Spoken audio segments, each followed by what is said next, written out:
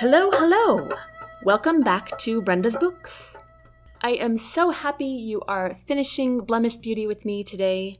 If you have enjoyed this book, I would love if you would write me a review on Amazon or on Goodreads, or both. Both is good too.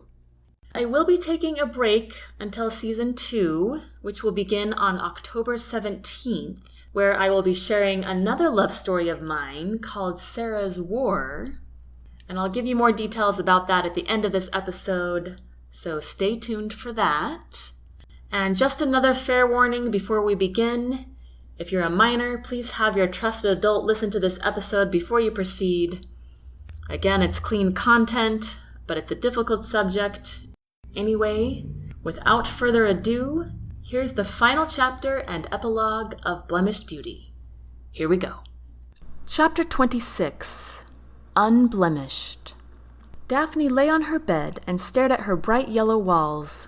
She used to love this room. It was cheery and reminded her of sunshine, even during the dark winter months. Daphne's grandmother had stenciled a large aspen onto the wall, along with some bluebirds sitting on the thin branches. Framed cross-stitch pictures hung on the walls, some of which depicted red roses, violins, and ballet shoes. Daphne very much admired her grandmother's talent that had brought them to life. The beauty of these handiworks used to bring her such simple joy. But where is it now? And then there was a soft knock on her bedroom door. "Daphne, may I come in?" her grandmother asked. "Sure, Grandma." The door creaked open, and an old, elegant lady poked her head through the door. "I have a surprise for you, dear," she announced. What is it? Daphne wondered. Despite her dreary mood, she was still curious. "Well, come into my sewing room and see." Daphne groaned and put an arm over her eyes. "I don't feel like moving right now, Grandma." "Oh, fiddle-dee-dee. Do you think I would still be alive if I stayed put just because I wanted to?" Daphne frowned but said nothing. "Come on, you've got to move those legs of yours sometime," urged her grandmother. Daphne stifled another groan and slid her feet off the bed and onto the squishy blue carpet. "That's a girl," said Grandma, as Daphne followed her out of the room, down the hall and into a tiny, full-to-the-brim sewing room. At first, Daphne didn't know where to look with all the bright material clutter, but then her eyes rested on a fluffy dress laid across an ironing board in the center of the room. "Is that for me, Grandma?" Daphne asked. "Of course it is, dear." Daphne walked over to where the dress lay and lifted it in front of her body. It was definitely the type of sundress Daphne used to love to wear. It was a perfect yellow, with colorful flowers lining the skirt and white lace for a trim. It had a fluffy petticoat sewn underneath so it puffed out from the waist. The sleeves were also puffy with white lace. Even though it was out of style, it was as lovely as anything. It was something Grandma made, and Daphne had to admit, such a thoughtful gift cheered her quite a bit. "There's that smile I remember," exclaimed Grandma. Daphne looked up and realized she was smiling.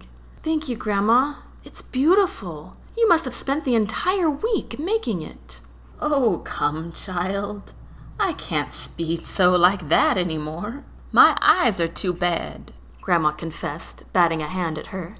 "No, I started this at the first of the year. I knew you would come visit me sometime after your semester ended, and I wanted to have something nice for you. I finished it last night." Daphne was all the more touched by this and felt prickling tears behind her eyes. "You are too good, Grandma." "Nonsense," cried Grandma, batting her hand again. "Now go try it on, dear. Go on, quick, quick," she urged, gently pushing Daphne toward the door. A minute later, Daphne came out of her room wearing the new sundress. "Ah, you look beautiful, absolutely beautiful," Grandma exclaimed, placing her wrinkly hands together. Daphne smiled shyly and looked down to smooth the dress with her hands. "It fits perfectly, just like everything you have ever made me." "You're exaggerating. Now come over here, sweetheart, and sit in front of my rocking chair so I can brush your hair." "Are you turning your home into a beauty salon?" Daphne asked as she walked into the living room with her grandma. "Don't pretend you haven't always loved when I do this," said Grandma as she settled herself into the rocking chair. "Of course I do," Daphne agreed. "My hair never looks better after you fancy it all up." Grandma laughed a tinkling laugh. "Well, it's been a while. Let's see what I can still do."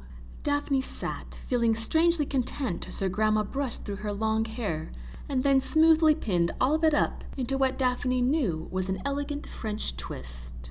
"There is not a girl in the world who wouldn't give anything to have the shine your hair has, Daphne.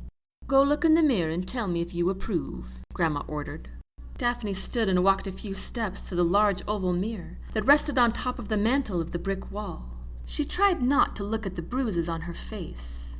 She turned her head to one side and then the other to examine Grandma's masterpiece. "You've still got the magic touch, Grandma."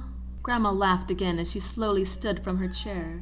"Now, dear, come sit with me on the porch swing, will you?" Daphne stifled a groan. "It sounds nice, Grandma, but I think I'll just stay inside." "Now, why on earth would you do that?" Grandma asked. "It's an unusually beautiful sunny day out there. Come on now," she murmured as she grabbed her cane and made her way to the front door. Daphne did not follow. Grandma stopped and turned to face her before she opened the door. "Why are you just standing there?" "I don't want people to see me, Grandma," Daphne admitted. "Oh, who is going to see you on this old road?" Grandma said. "If they do, they will see a beautiful girl and her old grandmother enjoying a hearty swing." Daphne cracked a smile at that. "Ah," Grandma said, pointing a knobby finger at her. "You keep that smile on your face and all will be fine." "Okay, Grandma, but I'll smile inside." "No, no, no. You're not staying cooped up in this house for another minute. Come on. You and I both need some air." Daphne groaned audibly this time, but submitted nonetheless. "That's right," Grandma said with a smile, opening the door. "The sunshine will do you good." Daphne sighed as she followed her grandma out into the bright outdoors. She only took a couple of steps before she stopped short. There at the head of the wooden deck, just past the porch swing, stood a red-headed man. He was facing the opposite direction, looking out at the open field. He quickly turned around when he heard them exit the house. He paused when he saw Daphne. His hair blew softly in the light breeze, as did his buttoned-up blue shirt. "Hi, Daphne," he said. Daphne stared at him a minute longer, and then turned to face her grandmother. "Did you know he was coming?" "Of course, dear. Why else would I have gone through all that effort just to get you cleaned up?" her grandma replied with a sly smile. Daphne cocked her head, giving her a disapproving look. "I'll let you two catch up," said her grandmother. "I feel like baking anyway." "Wait, Grandma," Daphne cried, catching her grandma's arm. "What is it, child?" she asked in a low voice.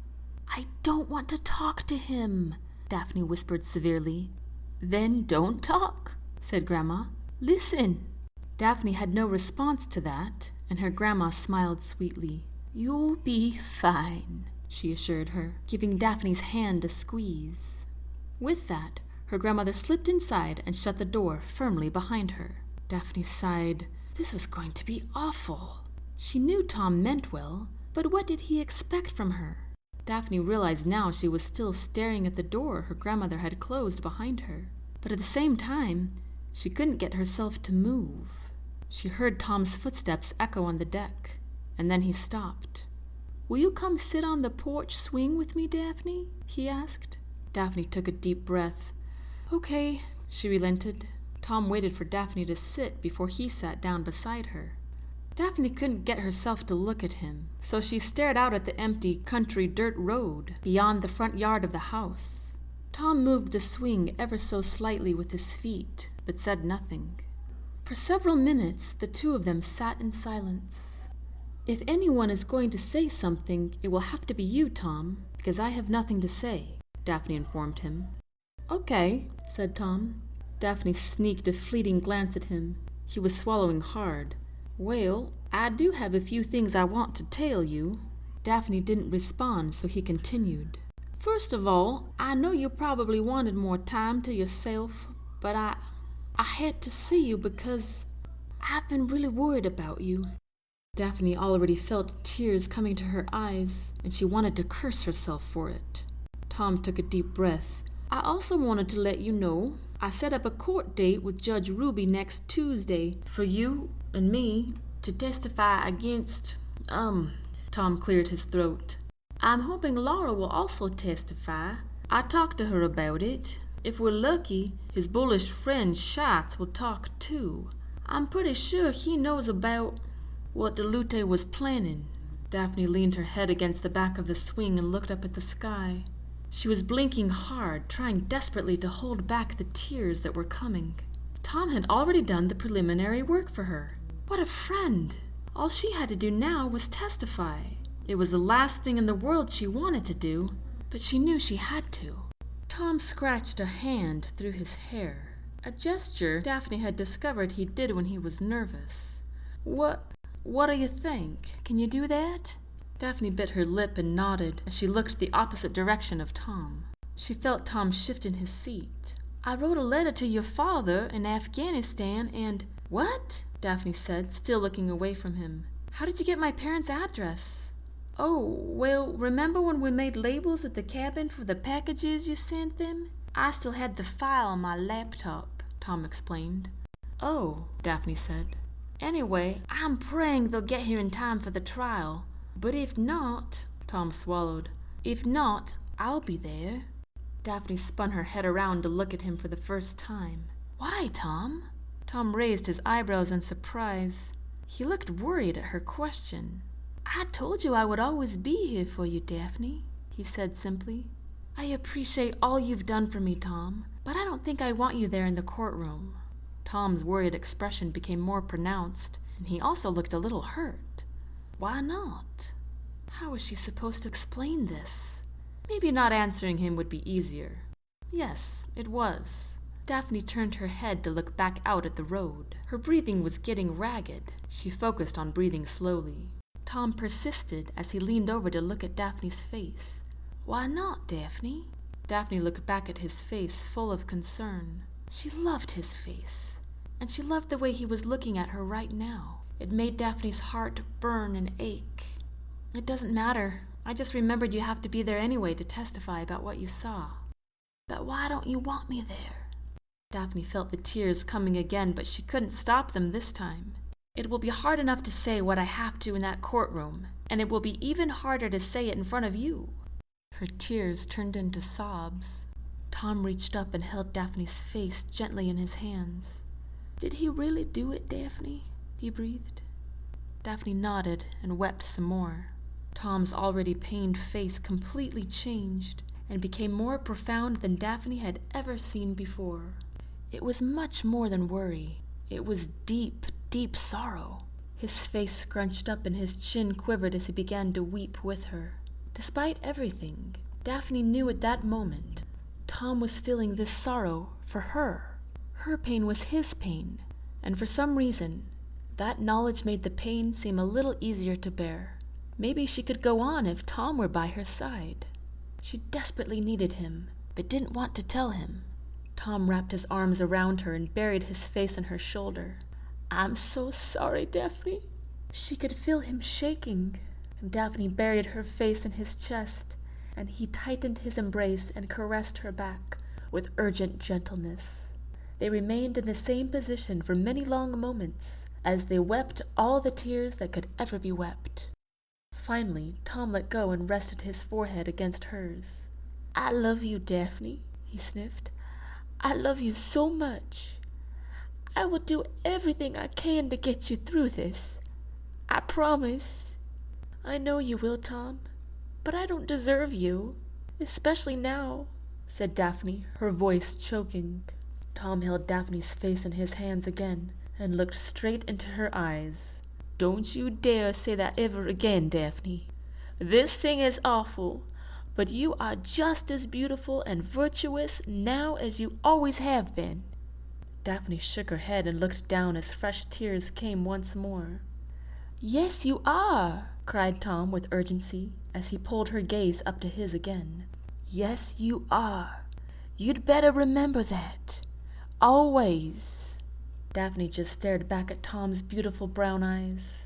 He was so good. So good. He turned away in shame. "If I had only come a few minutes earlier," he whispered as more tears spilled down his cheeks.